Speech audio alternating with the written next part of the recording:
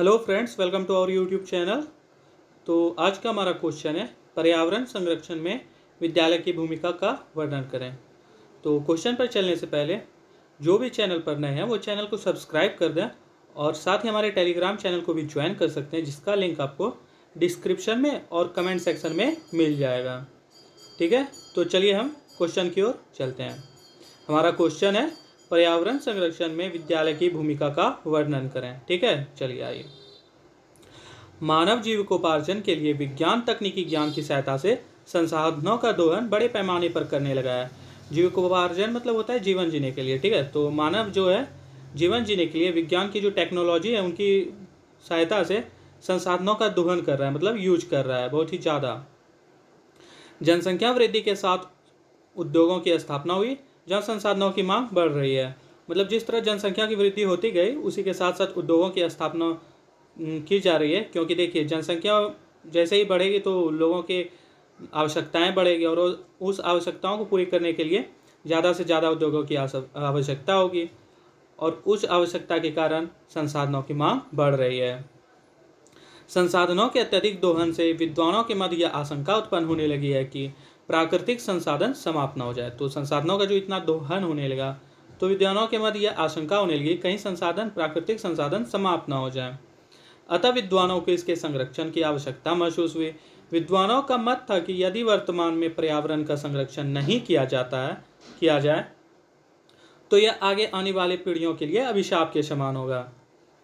तो मतलब इस पॉइंट से विद्वान लोग कहना चाह रहे थे कि यदि आज पर्यावरण का मतलब संरक्षण नहीं किया जाता है तो आगे आने वाली पीढ़ियों के लिए अभिशाप की तरह होगा। जैसे देख लीजिए, गर्मी दिनों दिन बढ़ती जा रही है। ठीक है, ये सभी पर्यावरण जैसे, और फिर हेल्थ इश्यूज भी होते जा रहे हैं ज़्यादा से ज़्यादा।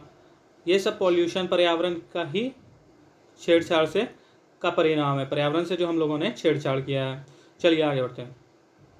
संरक्षण का तात्पर्य है कि प्राकृतिक संपदा का लंबे समय तक अधिकाधिक मनुष्यों की आवश्यकताओं की पूर्ति के लिए विवेकपूर्ण तरीके से उपयोग करना और आने वाली संतानों के लिए उन्हें सुरक्षित रखना है। ठीक है, तो संरक्षण का क्या तात्पर्य है? प्राकृतिक संपदा जो है उसका लंबे समय तक अधिकाधिक मनुष्यों की आवश्यकताओं के लिए विवेकपूर्ण तरीके से उपयोग करना और उसे आने वाली पीढ़ियों के लिए बचा कर रखना है। ठीक है, प्रकृति का एक क्रम है, उसमें छेड़छाड़ करने पर वह क्रम अस्त व्यस्त होता है। वर्तमान में प्रकृति के साथ ऐसा ही हो रहा है। मानव अपने स्वार्थ में प्राकृतिक वनस्पतियों को साफ कर रहा है। जंगल काटकर नई कॉलोनियां बसाई गई है, कारखाने स्थापित किए गए, कृषि फार्म बनाए गए। पेड़ों को काटने से भूमि क्षरण की समस्या उत्पन्न हो गई। मानव और जीवधारियों की रक्षा के लिए पर्यावरण संरक्षण की आवश्यकता है। बहुमुखी विकास की गति धीमी न पड़े, इसके लिए पर्यावरण संरक्षण बहुत जरूरी है। मिट्टी, वायु और जल जो जीवनदायिनी शक्तियां हैं उनमें विकार उत्पन्न न हो, इसलिए पर्यावरण संरक्षण जरूरी है। यदि हम प्रकृति के नियमों से छेड़खानी करेंगे और उसके दामन में आग लगाएंगे तो स्वयं भी उसमें खाक हो जाएंगे, हमारा अस्तित्व मिट जाएगा। अतः प्रकृति को दूषित करने के स्थान पर उसके संरक्षण का तरीका शिक्षक अपने छात्रों को बताए। ठीक है, आइए। प्राकृतिक संपदाओं के संरक्षण में विद्यालय की भूमिका। विद्यालय छात्रों को पर्यावरण व प्राकृतिक संपदाओं के बारे में जानकारी उपलब्ध कराता है, उनकी विशेषता व आवश्यकता के बिंदुओं को उनके समक्ष प्रस्तुत करता है। प्राकृतिक संपदाओं के विनाश और पर्यावरण असंतुलन के लिए प्राकृतिक संसाधनों के संरक्षण की आवश्यकता अनुभव की जाने लगी है। अतः हमें इसके संरक्षण की ओर विशेष ध्यान देना होगा। वन संरक्षण करने में विद्यालय की भूमिका। वनों का मानव जीवन में अत्यधिक महत्व रहा है। वनों से हमें अमूल्य विविध वस्तुएं प्राप्त होती है। वनों पर हमारे कई उद्योग निर्भर है। वन अप्रत्यक्ष रूप से मानव की सहायता करते हैं। वन कार्बन डाइऑक्साइड तथा सल्फर डाइऑक्साइड इत्यादि हानिकारक गैसों का वायुमंडल से अवशोषण कर पर्यावरण को स्वस्थ बनाए रखते हैं। CO2 मतलब होता है कार्बन डाइऑक्साइड और SO2 मतलब सल्फर डाइऑक्साइड। ठीक है, वनों का विनाश प्रत्यक्ष तथा अप्रत्यक्ष रूप से हमारे पर्यावरण को प्रभावित करता है। भूमि क्षरण, भूस्खलन, बाढ़ें, सूखा, वर्षा की कमी, पर्यावरण प्रदूषण वन उन्मूलन के परिणाम हैं। हिमालय क्षेत्रों वनों की कटाई से भूस्खलन की संख्या बढ़ी है। तो अब देख लेते हैं इसके संरक्षण के उपाय क्या हैं। जहाँ वृक्ष काटे गए वहाँ वृक्षारोपण किया जाए, इससे वन संपदा बढ़ेगी और मिट्टी का कटाव रुकेगा। भूमिगत जल की आपूर्ति में वृद्धि होगी। इसके लिए विद्यालय के शिक्षकों का कार्य है कि वे पहला, हर छात्र को उसके जन्मदिन पर उसके नाम से स्कूल या उसके घर पर पेड़ लगवाएं। दूसरा, छात्र विद्यालय को हरा भरा रखे, इससे समाज के लोग भी प्रेरणा लेंगे। तीसरा, छात्र पौधों को ना उखाड़ें और न टहनियाँ तोड़ें। ठीक है, टहनियाँ मतलब टाल। चौथा, स्कूल के वृक्षों की देख रेख करें। फिर आता है जल संसाधनों का संरक्षण करने में विद्यालय की भूमिका। जल का उपयोग कृषि, उद्योग, यातायात, ऊर्जा तथा घरेलू कार्यों में किया जाता है।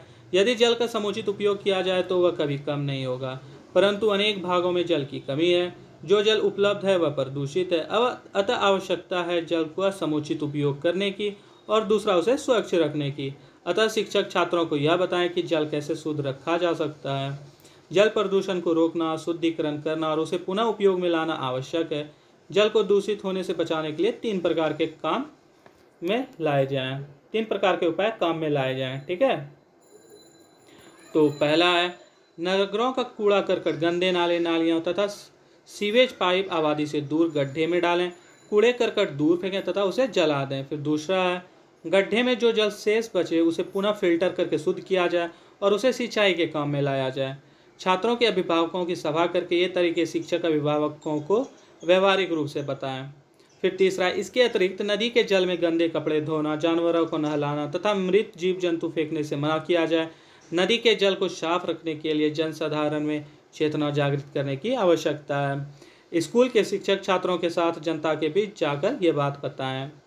फिर है आपका वायु की अशुद्धता को दूर करने के लिए विद्यालय की भूमिका। वायु जीवन के लिए प्राणदायिनी शक्ति है, अतः वायु की शुद्धता पर हमारा स्वास्थ्य निर्भर है। वायु में कुछ प्राकृतिक अशुद्धताएं होती है। वायु प्रदूषण के लिए हम सभी जिम्मेदार हैं। ज्वालामुखी उद्गार से निकली राख और गैसों तथा आंधी तूफान से धूल कण निकलकर वायु में मिल जाते हैं, इससे वायु प्रदूषित होती है। यह प्राकृतिक प्रदूषण हुआ। मनुष्य द्वारा वायु का प्रदूषण बड़े पैमाने पर किया जा रहा है।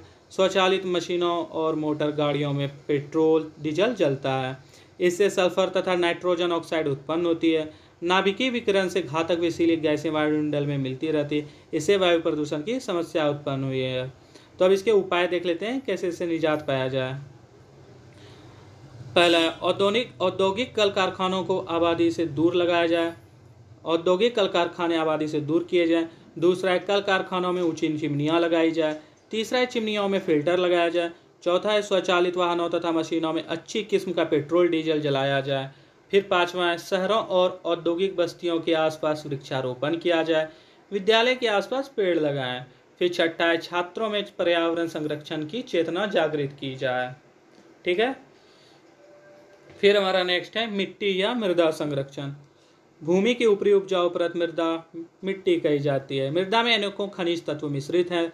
मृदा की गणना आजकल प्राकृतिक संसाधनों में की जाती है। मृदा विभिन्न प्रकार के प्राणियों का जीवन आधार है। मृदा प्रदूषण की समस्याओं में सर्वप्रथम मृदा क्षरण की समस्या है। मृदा क्षरण कई कारणों से होता है, जैसे भूमि का ढाल, वर्षा की तीव्रता, वायु वेग, हिमानी प्रवाह, वनों का उन्मूलन, पशु चरण तथा कृषि में रासायनिक खादों तथा कीटनाशक दवाओं का प्रयोग करने से भूमि क्षरण होता है तथा मिट्टी की उत्पादन क्षमता घटती जाती है। अतः मृदा अपरदन को रोकने के लिए निम्नांकित उपाय करने चाहिए। पहला है अभिभावकों को प्रशिक्षित करें। दूसरा है अभिभावकों को मिट्टी के बारे में बताना चाहिए। तीसरा है फसल चक्रीकरण विधि अपनाया जाए। फसल चक्रीकरण मतलब क्रॉप रोटेशन मेथड। ठीक है, तो ये आपने साइंस में पढ़ा होगा। फिर चौथा है खादों का प्रयोग जो प्रदूषण ना फैलाए, केवल उन्हीं का प्रयोग करें। फिर पांचवा है वृक्षों की पत्तियों, झाड़ियाँ तथा घासों को भूमि पर डालना, जिससे वर्षा की बौछार का प्रभाव मिट्टी पे सीधे ना हो। ढलान वाले क्षेत्रों में घासें तथा पेड़ उगाना। छठा है मृदा अपरदन को रोकने के लिए कार्य करना। तो ये इसी के साथ हमारा ये क्वेश्चन का समाप्त हुआ। और जिसे भी ये वीडियो पसंद आया हो तो चैनल पर कमेंट करना ना भूलें और साथ ही चैनल को सब्सक्राइब कर लें और हमारे टेलीग्राम चैनल को भी ज्वाइन कर लें। Thank you guys.